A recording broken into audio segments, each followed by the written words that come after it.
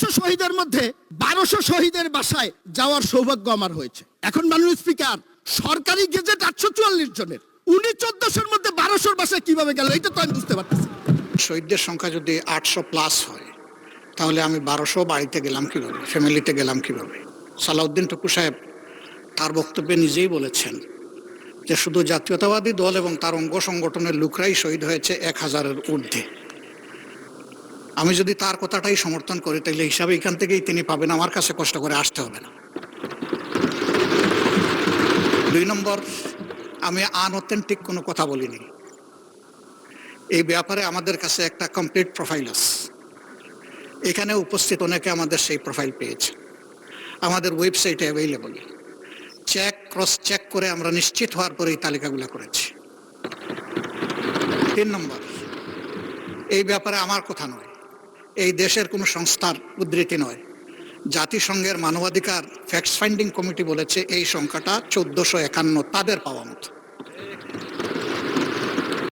পশ্চিমবঙ্গে বিজেপির জয়ের পর যেন শুধু সরকারি বদলায়নি, বদলে গেছে রাজ্যের পরিবেশও। ভোটের ফল ঘোষণার পর থেকে রাজ্যের বিভিন্ন প্রান্তে ছড়িয়ে পড়তে শুরু করে উত্তেজনা, ভয়, হামলা, ভাঙচুর আর সহিংসতার খবর। মুর্শিদাবাদ, বীরভূম, হাওড়া, কলকাতা, আসানসোল, নিউ টাউন, একটির পর একটি এলাকা থেকে সামনে আসে হামলা ও অগ্নিসংযোগের অভিযোগ। কোথাও মুসলিমদের বাড়িঘরে হামলা, কোথাও দোকানপাটে ভাঙচুর, কোথাও উঠেছে আতঙ্ক ছড়িয়ে এলাকা ছাড়তে বাধ্য করার অভিযোগ। পশ্চিমবঙ্গে বসবাসরত বাংলাদেশি বংশোদ্ভূত কিছু মুসলিম পরিবারও হামলার শিকার হয়েছে বলে অভিযোগ পাওয়া গেছে। স্থানীয়দের কেউ কেউ দাবি করছেন, ধর্মীয় পরিচয় যাচাই করতে অপমানজনক আচরণও করা হচ্ছে মানুষের সঙ্গে। এই পুরো পরিস্থিতিতে সবচেয়ে বেশি আলোচনায় এসেছে বুলডোজার। কলকাতার নিউ মার্কেটে বিজেপির পতাকা হাতে বুলডোজার নিয়ে বিজয় মিছিলের ভিডিও ছড়িয়ে পড়তেই শুরু হয় তীব্র বিতর্ক। এমনকি একটি বুলডোজার দিয়ে তৃণমূল কংগ্রেসের একটি অফিসের পাশে থাকা মাংসের দোকানের একাংশ ভেঙে ফেলা হয়। এমনকি বিভিন্ন পাড়া মহল্লা ও এলাকার নামও পরিবর্তন করা হচ্ছে। কলকাতার নিউ মার্কেট এলাকায় তৃণমূলের অফিস এবং বেশ কয়েকটি দোকানে ভাঙচুরের এই ভিডিও এখন ভাইরাল সামাজিক মাধ্যমে। সেখানে যে মাংসের দোকানও আছে সেটিও বুঝিয়ে দিতে চাইছে পরাজিত দল তৃণমূল।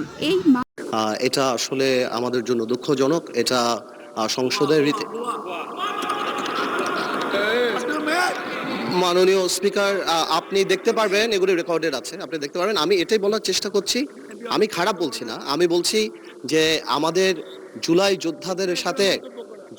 জুলাইদের সাথে ডিল করার জন্য আরো অনেক ধৈর্যের পরিচয় দিতে হবে। আমরা আর কিছুই বলি নাই, আমি আপনাকে খারাপ কিছু বলছি। আমি বলছি যে ওনারা যেহেতু আহত, ওনারা কেন তরুণ সমাজরা বারবার শুধু জুলাইতে এই ৩৬ দিনের কথাই বলে। দেন আই রিয়েলাইজড যে আমরা ২০০৮ থেকে গত ১৭ বছরের আওয়ামী লীগের অত্যাচারের কথা তাদের সাথে কানেক্ট করতে পারি নাই। আমার সামনে বসা মাননীয় সংসদ সদস্য আমার ভাই নাহিদ, হাসনাত, দেয়ার অনলি 28 years of age। 18 বছর আগে তাদের 10 বছর বয়স ছিল। তারা শেয়ার মার্কেটের দরবেশের অত্যাচারে 30 লক্ষ লোকের ফকির হয়ে যাওয়ার কথা জানে না, জানলেও সেটা ফিল করে না। বিডিআর পিলখানার কথা ফিল করে না, হয়তো জানে। তারা হেফাজতের সময় আলেম ওলামাদের রাস্তায় কান ধরে উঠায়া বসার সেই অপমানের কথা ফিল করে না। আয়না ঘর থেকে 8 বছর পরে নতুন চকচকে গামছা নিয়ে বের হলো, এই আলোচনাও হবে, কেন হবে না? আপনার গামছা এত চকচকে থাকে আর আমি 8 বছরে 8টা গামছা লাগছে, এটা তো হইতে পারে না। রুকো যারা, সবার করো। আশ্চর্য, একটা মানুষ আয়না ঘরে আছে দীর্ঘদিন, তার গামছা নিয়ে সমালোচনা করেন, এটা লজ্জা হওয়া উচিত, এটা লজ্জা থাকা উচিত। আমি তো গামছা নিয়ে সমালোচনা করি না, আয়নাঘরকে ডিফেন্স আমি বলেছি 8 বছরের চকচকের গামছা, একদম বাজার থেকে কিনে আনতে যে গামছাটা, সেটা হয় ছোট করতে পারেন না। আপা, আমরা রক্ত ঝরিয়েছি বলে আপনারা আজকে সংসদে প্রধানমন্ত্রী, স্বরাষ্ট্রমন্ত্রী হয়েছেন। আমাদের একটা তাগাদা ছিল যে এরা সংস্কারের বাহানায় যদি নির্বাচনটা না হতে দেয়, সেজন্য আমরা সবকিছুতে আপোষ করে জুলাই জাতীয় সনদও স্বাক্ষর করেছি এবং নির্বাচনের স্বার্থে আমরা অনেক কথা বলি নাই। এই বিশ্বাসঘাতকতা মাননীয় স্পিকার, এই রাষ্ট্র আর সইবে না, আপনারাও সইতে পারবেন না। মূল্যায়ন তাদেরকে আমরা রক্ত ঝরিয়েছি বলে আপনারা আজকে সংসদে প্রধানমন্ত্রী, স্বরাষ্ট্রমন্ত্রী হয়েছেন। এই সংসদের আননেসেসারি একটি জুলাই সনদ নিয়ে বিতর্ক শুরু করেছেন মাননীয় স্পিকার। জুলাই সনদকে আননেসেসারি বলা হয়েছে, জুলাই সনদকে আননেসেসারি বলা হয়েছে, এটা কোনোভাবে গ্রহণযোগ্য হতে পারে না। আমার ট্যাক্সের টাকাটা নিয়ে করেন কি? আমি মনে করি ইট ইজ টাইম। আপনি যেভাবে আমাকে ধরপাকড়া করে ট্যাক্স কালেকশন করেন, আমার ট্যাক্সের টাকা আপনি কিভাবে খরচ করেন ওটার জন্য একটা সেল করা উচিত। ব্যবসার যে সুযোগ বা পরিবেশ দরকার সেটা সরকার প্রোভাইড করতে পারছে না, আজ অব্দি পাচ্ছে না। আপনার ব্যাকওয়ার্ড, আপনি বলেন যে বাংলাদেশে কোনো সব ব্যবসায়ীকে জিজ্ঞেস করলে বলে যে ব্যবসা খুব খারাপ। আসলে ব্যবসা খারাপ না, ব্যবসা খুবই ভালো, কিন্তু ব্যবসা করার যে পরিবেশ সেটা আমাদের নাই, যে পলিসি রিফর্ম সেটা আমাদের নেই। তো আমাকে জামাতের ছাত্রী সংস্থার প্রোডাক্ট বলা হয়েছিল, বলেছেন তাসনিম জারা। সামাজিক যোগাযোগ মাধ্যমে স্ট্যাটাস দিয়েছেন জাতীয় নাগরিক পার্টির সাবেক যুগ্ম সদস্য সচিব ডক্টর তাসনিম জারা। ওই স্ট্যাটাসে তিনি লিখেছেন, একসময় তাকে জামাতের ছাত্রী সংস্থার প্রোডাক্ট বলা হয়েছিল। শুক্রবার রাতে নিজের ভেরিফাইড ফেসবুক পেজে একটি স্ট্যাটাস দেন তিনি। সামাজিক যোগাযোগ মাধ্যমে দেওয়া তার স্ট্যাটাসটি হুবহু তুলে ধরা হলো। আমাকে একজন লিখেছেন, ল্যাঞ্জা is very difficult to hide. এই লাইনটা আমার খুব পরিচিত। 2013 সালে যখন শাহবাগে আন্দোলন হয় তখন স্লোগান উঠেছিল, একটা একটা শিবির দর ধরে ধরে জবাই কর। আমি তখন এর প্রতিবাদ করে ফেসবুকে লিখেছিলাম যে একটা সভ্য সমাজে এমন স্লোগান গ্রহণযোগ্য নয়।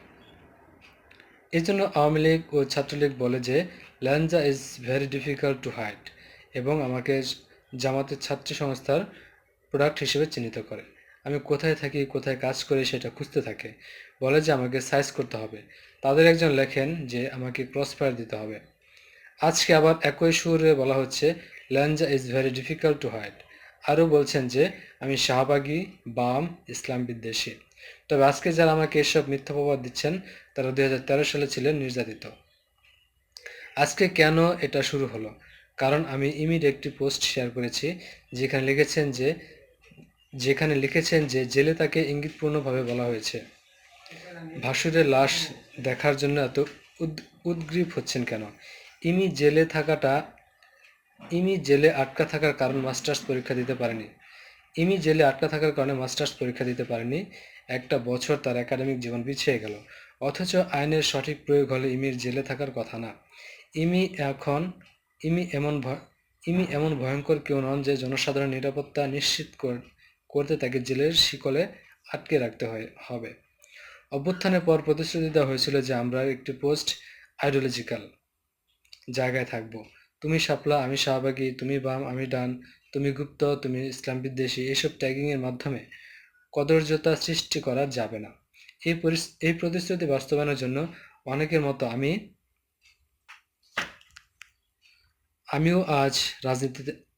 মতো আমিও রাজনীতিতে যোগ দেই। ঘোষণা দেওয়া হয় মধ্যমপন্থার একটা দল রাজনৈতিক শক্তি গঠন করা হবে। সেখানে যেমন মাওলানা আশরাফ মাহাদি ভাই থাকবেন, হাসনাত থাকবেন, সার্জিস থাকবেন, তেমনি ইমিও থাকবেন, সালমান মুক্তাদির থাকবেন, মঞ্জুর আল মতিন ভাই থাকবেন। মোট কথা, সমাজের বহু মত, পথ ও পেশা মানুষকে একত্রে এনে দেশটা গড়ার কাজে সচেষ্ট হবে। বলা হয়েছিল যারা আগে আওয়ামী লীগ বা ছাত্রলীগ করতেন কিন্তু নিরপরাধ তারাও স্বাগত। আরও বলা হয়েছিল ইতিহাসে যার যে জায়গা তাকে সে প্রাপ্য অনুযায়ী সম্মান দেওয়া হবে। এখন সেই জায়গা সংকুচিত হতে হতে এমন হয়েছে যে নিজের মতের সাথে না মিললে তাকে নানা ধরনের মিথ্যা অপবাদ দিয়ে টার্গেট করা হবে। আর কোনো মানবাধিকার নেই, ন্যায় বিচারের দাবি তার থাকতে পারে না। পশ্চিম এজেন্ট, নাস্তিক, সব ধরনের মিথ্যা অপবাদ অফিসিয়ালি এখন পলিটিক্যাল টুল। ছাত্রলীগ আমার দলে এলে সে পবিত্র, ছাত্রদল যুবদল থেকে আমার দলে এলে সে পবিত্র, তা না হলে তার অপবিত্র, চাঁদাবাজ। এমনিতে ডেইলি স্টার খারাপ, তবে নিজ দলের নেতারা ডেইলি স্টার প্রতিষ্ঠান বার্ষিকীতে গিয়ে শুভেচ্ছা বার্তা দিলে সেটা ভালো। কেউ বিদেশি কূটনীতিকদের সাথে অফিসিয়ালি মিটিং করলে সে বিদেশি এজেন্ট, কিন্তু নিজ দলের নেতারা ধরম মহরম সম্পর্কে রাখলে সেটা ঠিক আছে। এই চর্চা মধ্যমপন্থা বলতে কিছু থাকতে দেবে না। হয় তুমি আমার সাথে, না হলে তুমি নাস্তিক। লিটারালি ঢাকা ৯ নির্বাচনের সময় আমাকে নাস্তিক, বিদেশি এজেন্ট বলে প্রচার করা হয়েছিল। যে ফ্যাসিবাদকে পরাজিত করা হয়েছে তার সবচেয়ে চেনা চেহারা ছিল এটাই। দ্বিমত মানে দেশদ্রোহ, সমালোচনা মানে ষড়যন্ত্র, ভিন্নমত মানে শত্রু। সেই একই ভাষা, একই ট্যাগ, একই ধরনের হুমকি যদি নতুন মোড়কে ফিরে আসে, তাহলে অভ্যুত্থানের সম্ভাবনা নষ্ট করা হবে। মধ্যমপন্থা মানে নীতিহীনতা না, মধ্যমপন্থা মানে এই বিশ্বাস যে মানুষকে তার পরিচয়ে বাক্সে আটকে না ফেলে তার যুক্তি ও কাজ দিয়ে বিচার করতে হবে। ইমির সাথে আমার এই পর্যন্ত মোট 2-3 বার কথা হয়েছে। সব বিষয়ে তার আর আমার মত মিলবে না, মিলতে হবেও না। যেমনটা 2013 সালে শিবিরের সাথে আমার মতের মিল ছিল না, কিন্তু একজন মানুষ অন্যায়ভাবে কারাগারে ছিলেন, এটার জবাবদিহিতা চাওয়ার অধিকার সবার আছে এবং এটা বলার জন্য শাহবাগী বা নাস্তিক ট্যাগ দেওয়া কদর্যপূর্ণ আচরণ। সর্বশেষ তাসনিম যারা লেখেন, আমি 2013-তে আমার মন্তব্য থেকে পিছু হটেনি, আজও হটব না। ল্যাঞ্জা লুকানোর কিছু নেই, কারণ ল্যাঞ্জা কখনোই ছিল না। যা ছিল এবং আছে তা হলো একটা সরল বিশ্বাস। সভ্য সমাজে কাউকে জবাই করে ডাক দেওয়া যায় না, কাউকে বিনা বিচারে আটকে রাখা যায় না এবং দ্বিমতকে দেশদ্রোহ বলে চালিয়ে দেওয়া যায় না। এই বিশ্বাস থেকে সরে আসার কোনো কারণ আমি দেখি না।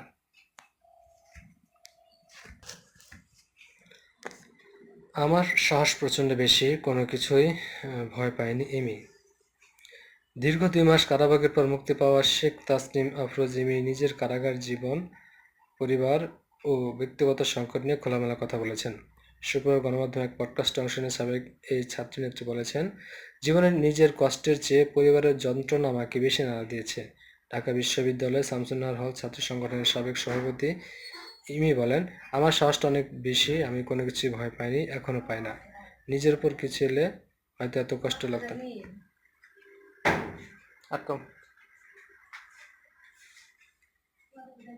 কিন্তু আমার পরিবার যেটা মধ্যে দিয়ে গেছে সেটাই আমাকে সবচেয়ে বেশি কষ্ট দিয়েছে। তিনি জানান, কারাবন্দী থাকায় তার মাস্টার্স শেষ করা সম্ভব হয়নি, এমনকি বিয়ের পর প্রথম ঈদও পরিবার একসঙ্গে করতে পারেনি।